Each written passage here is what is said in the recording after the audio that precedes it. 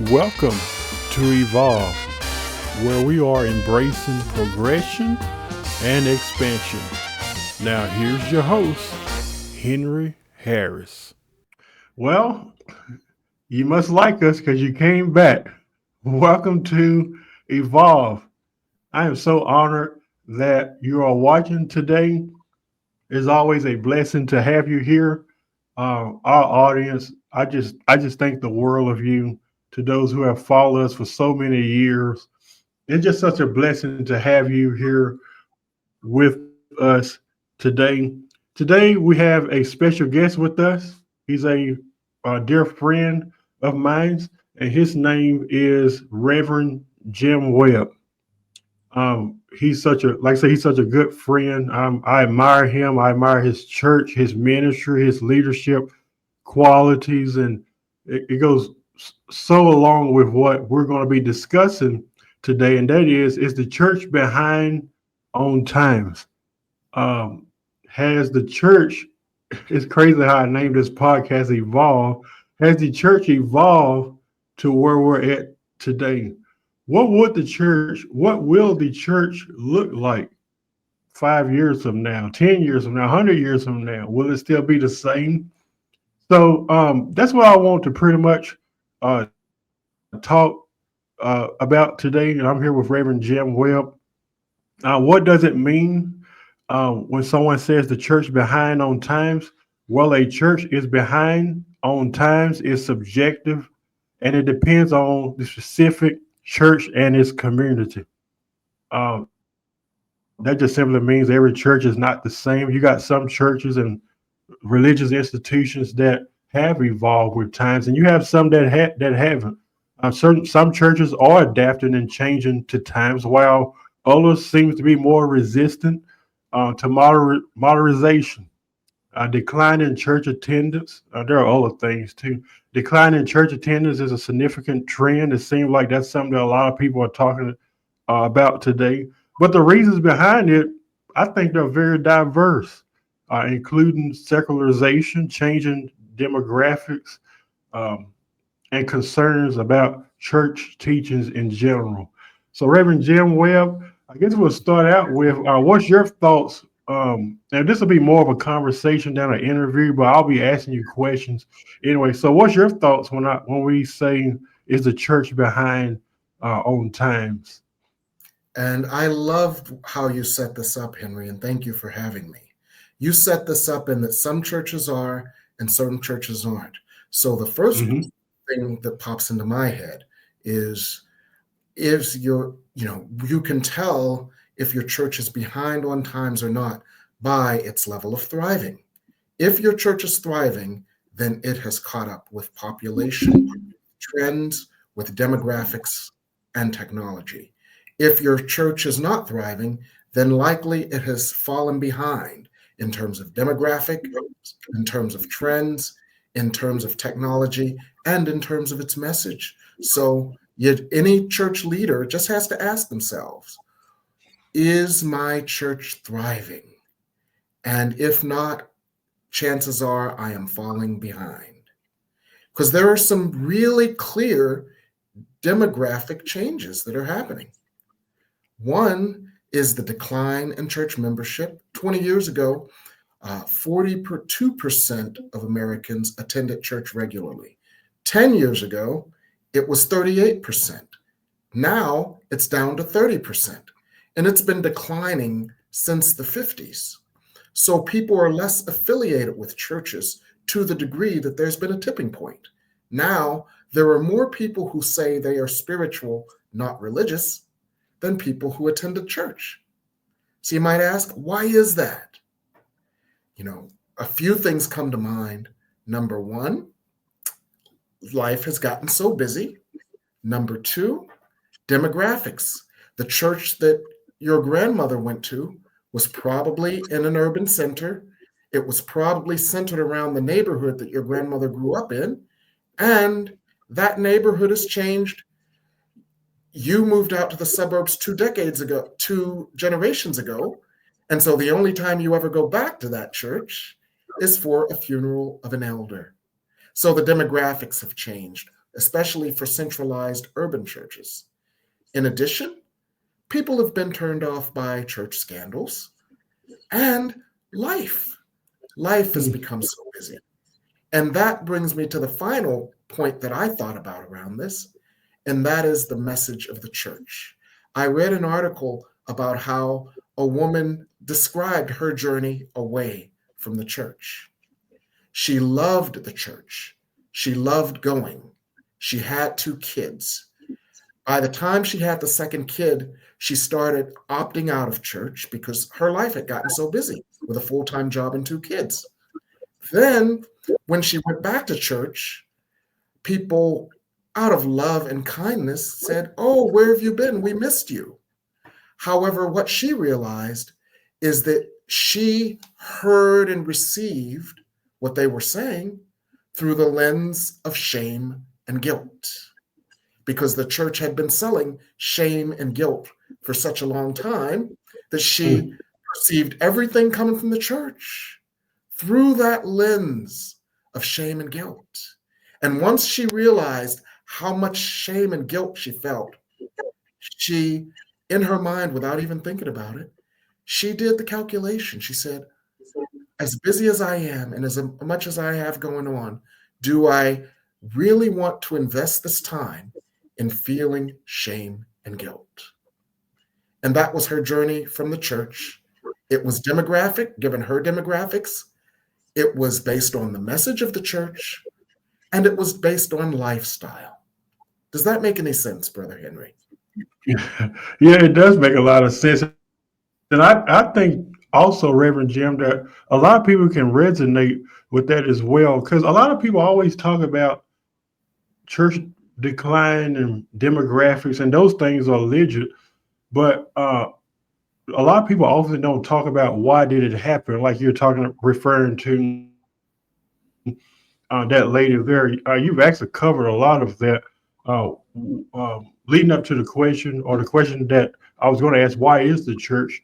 What exactly is the church behind on? And I guess ultimately, if someone that's watching, um, I mean, if you think about it in terms of, like, I'm right here, and Mhm. well, let's just say I'm right here, and this is my destination. Like, Yes. can you help us out, Reverend Jim? How do we get there? It may not happen in a week, it may not happen in a year, but at least you're progressing. At least you're trying, and that's hard. Yes. That's hard for a ministry or a church, especially. And I'm not against traditionalism, but especially for Mhm. a church that's very traditional. Yes. The carpet has always been red. Why are we going to change it to blue? It's just Right. that, Yes.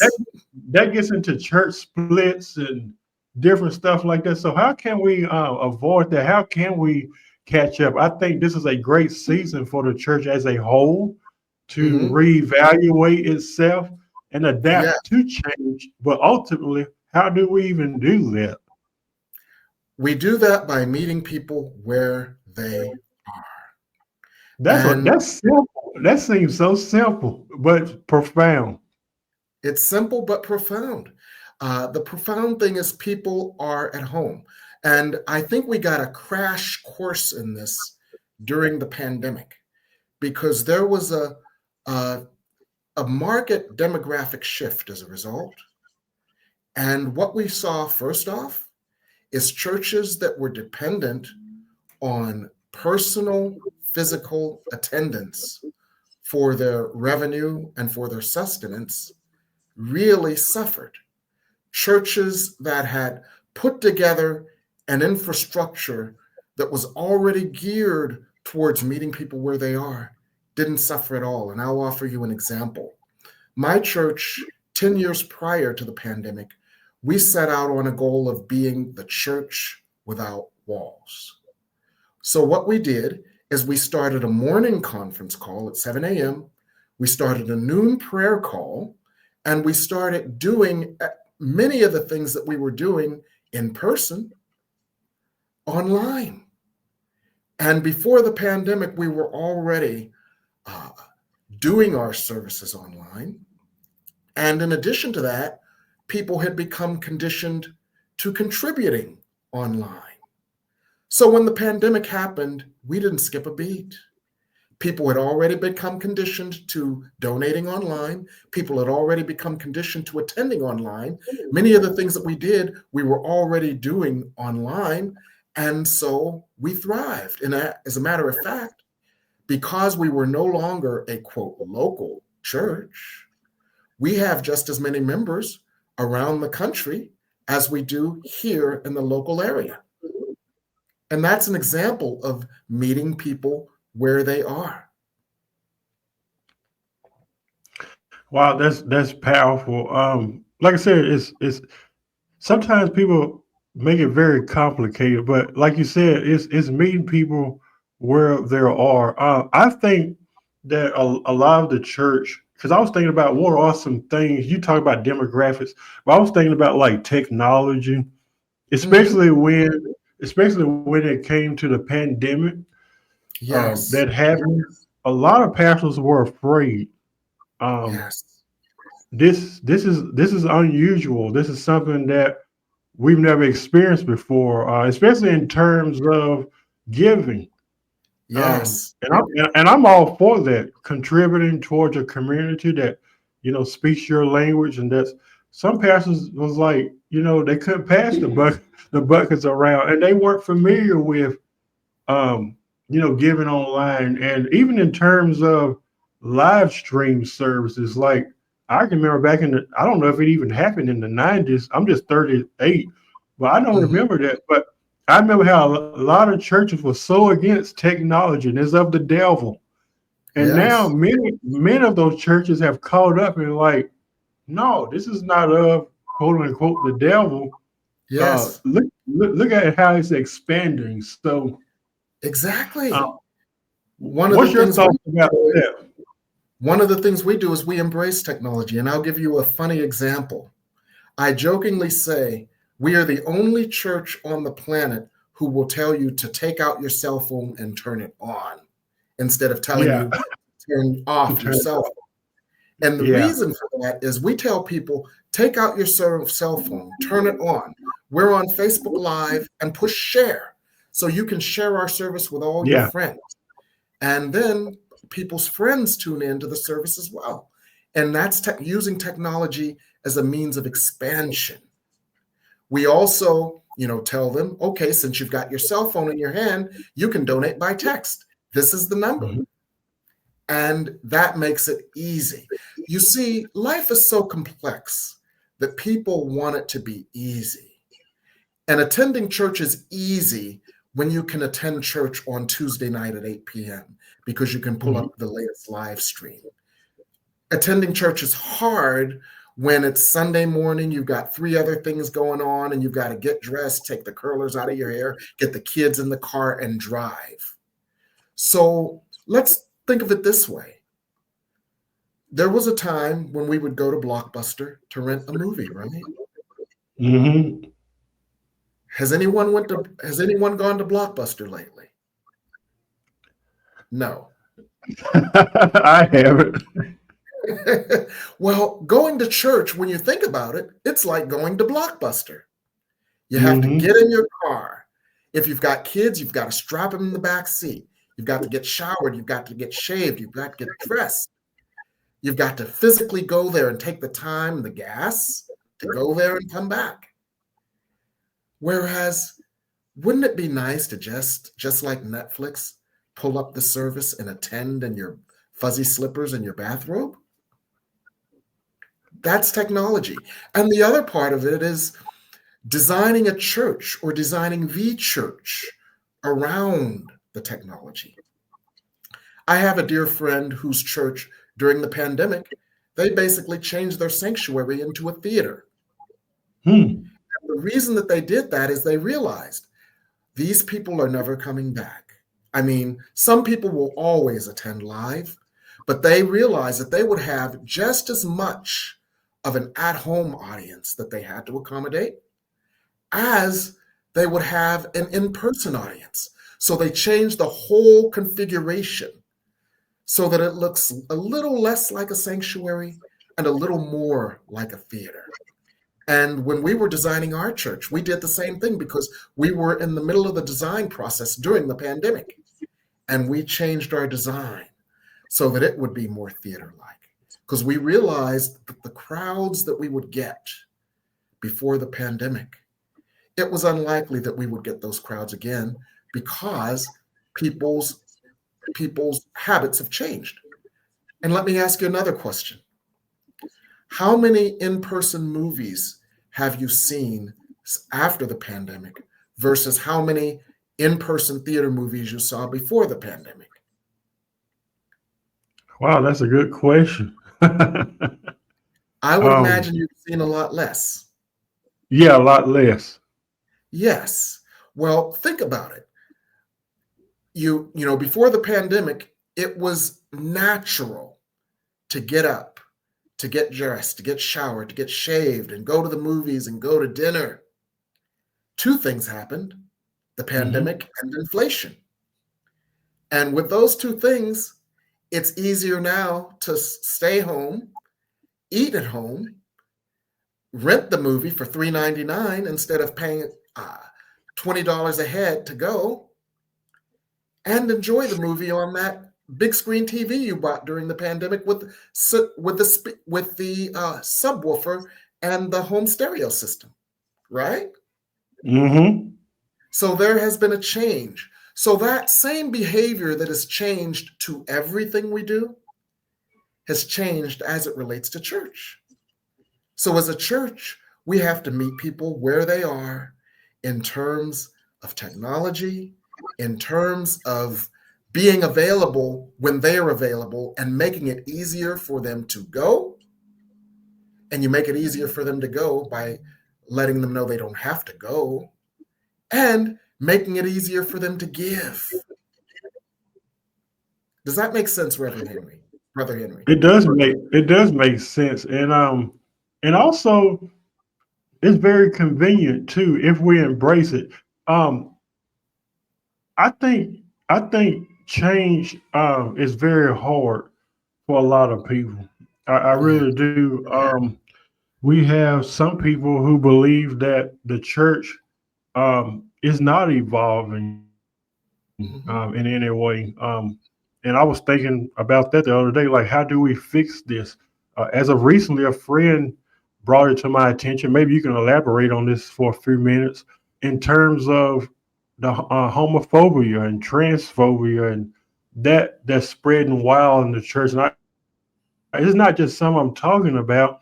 It's something I've lived through. I've seen the hatred and the Mm-hmm. bigotry and the biases and using the Bible to, I guess, almost like a weapon against people that they Yeah. don't understand. And you would think, I don't know if you ever heard this, Reverend Jim, in terms of sexuality.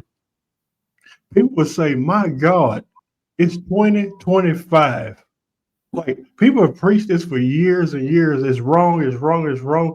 And you would think like, okay, this is a new day, a new dawn, a new beginning. You would think like the church would be further along, more progressive and inclusive, even if they don't embrace it or understand it.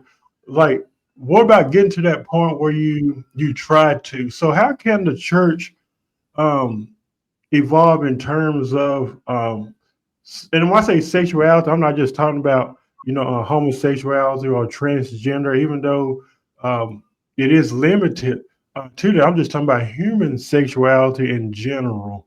Like, how Yeah. can we move? How can we move further along and not just be stuck? Like, this is what the Bible says about it, and that's what it's going to be.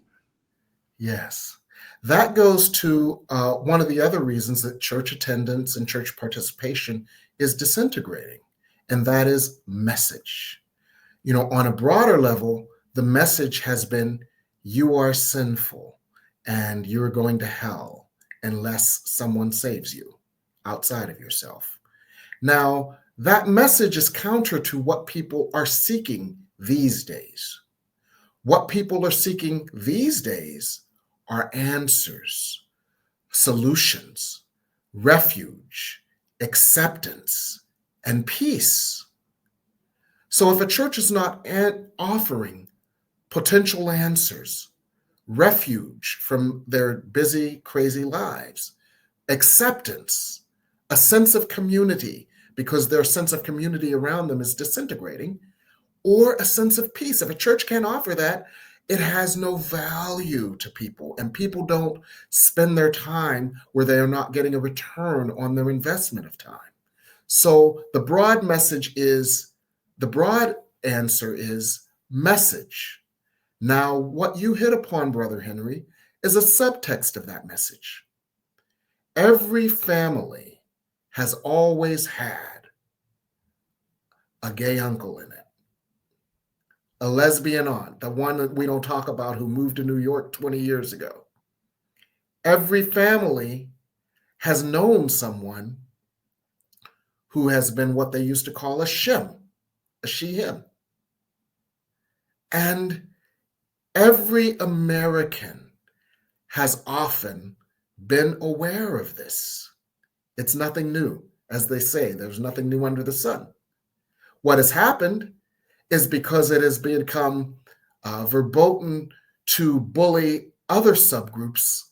This is one of the last subgroups that people can bully. And so it's coming into bright relief right now, all of this anti-homophobic and anti-trans stuff. But what it does is it perpetuates a message that people aren't buying. Because I'll share with you something. There was an activist back in the 90s, Urvashi Vaid, and she said, if every gay man and lesbian came out on Monday, the whole conversation about homosexuality would end by Wednesday, because everybody would realize they're not talking about those people. They're talking about my Uncle Jim. They're not talking about those people. They're talking about my Aunt Esther, and I love her. And that's what happened over the last 30 years. So homosexuality has never, it's not gotten thrown in our faces. It's simply that people are living their authentic lives. And so it's a different conversation now. And if you can't keep up with the conversation, you are not in the conversation. And that, I think, is one of the things that happened with the church. The conversation is not, do you accept homosexuals? They're everywhere you look. It's not about accepting. So if you can't keep up with the conversation, you're not in the conversation. And I think that's one of the things that happened with the church, or certain churches that haven't been able to keep up with the conversation. Does that make any sense, Brother Henry? It does. I love how you said keep up with the conversation. And I was thinking in terms of sometimes the churches don't want to go there. They don't want to even embrace or have that conversation. Like you said, it's not even a matter of acceptance. It's just about engaging and trying to understand, people that may be differently than you. Yeah. We did a show on this not too long ago. I had openly gay pastor on the show, and we talked about this as well. It was a very powerful and challenging subject, but I just think it's just very important that the church. I don't know, because I think what you said, that's what it comes down to. Like, do you accept it? And not just sexuality, demographics, technology, all these things, but even to accept something, I think there has to be a I think that will require one's participation. Like, no one's going to force that. So it's not, like you said, it's not really about like, do you accept homosexuality? Do you accept this, or do you accept? And the thing I was thinking about too, like, even if you don't accept it, times are changing. The world is like, it's almost like you have a choice. Yes. Whether you're part of the church or not, you can either stay stagnated or you can move with times. Exactly. And that's an issue with many large urban churches. I can think of a number of them in urban centers, in areas and neighborhoods that have gentrified over the last 20 years. The churches look absolutely different than their neighbors. And this has either been a point of contention because of parking issues and stuff like that, people coming in on Sunday mornings from the suburbs with nowhere to park, and neighbors complaining because they're parking in front of their driveways, or it can become a point of inclusion. Mm-hmm. What is this church doing to reach out to the neighborhood? Is the church starting to look like the new neighborhood, even just a little bit? And how can these two things be brought together instead of being cast as enemies? And that's part of a larger issue that's going forward, which addresses the next issue for church evolution, which is the epidemic of loneliness. Mm-hmm. One of the things that we're seeing, and the pandemic brought this out as well, is that people are lonely. More people live alone than ever before. Our media has gotten so segmented. Our lives have gotten so segmented that there's an epidemic of loneliness. One of the things that the church has traditionally done, and traditionally done quite well, is to give people a sense of community and belonging. And so, one of the things that we are doing as a church as part of our strategic plan is integrating ourselves with a neighborhood. We've done neighborhood charity drives. We've done neighborhood things to open ourselves to our surrounding neighborhood. In addition to that, we are sponsoring activities that have nothing to do with church. Hey, this church is sponsoring a movie night. You don't want to go to the movies because you got to sit there alone. You got to get embarrassed. You're coming to the movie alone. Come with us. We're having a movie night. Come on. And those sort of things reach out to the community, address the epidemic of loneliness, and give people the shelter, the comfort, and the solace, and opening, the sanctuary to community groups.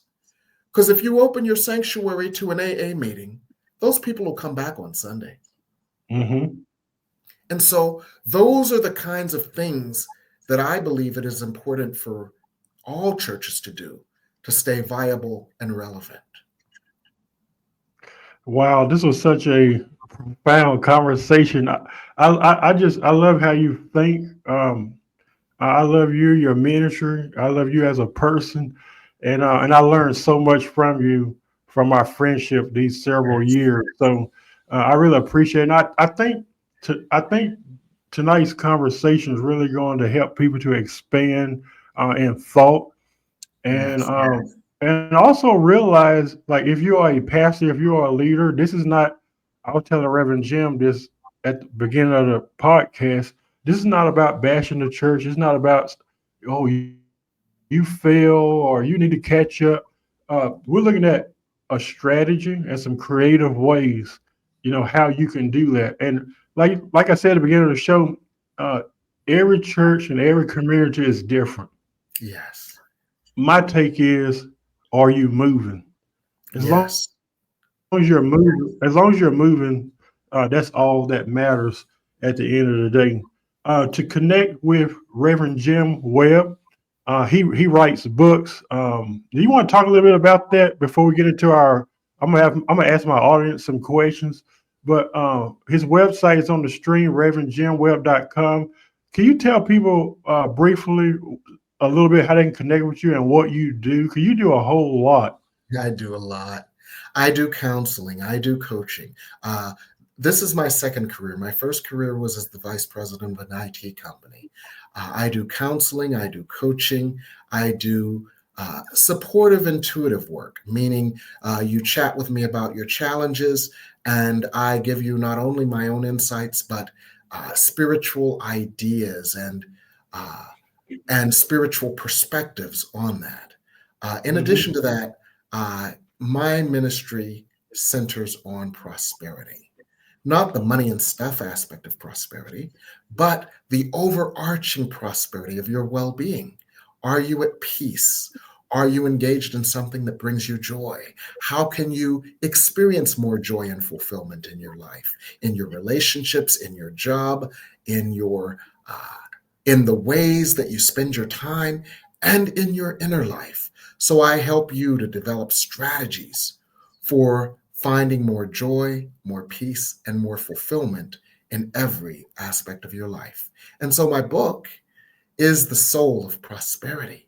It includes spiritual principles, practices, and helps you to build a roadmap to your prosperity in every aspect of your life, not only your money and stuff, but your job, your relationships, your family, and your spirituality. So that's what I do.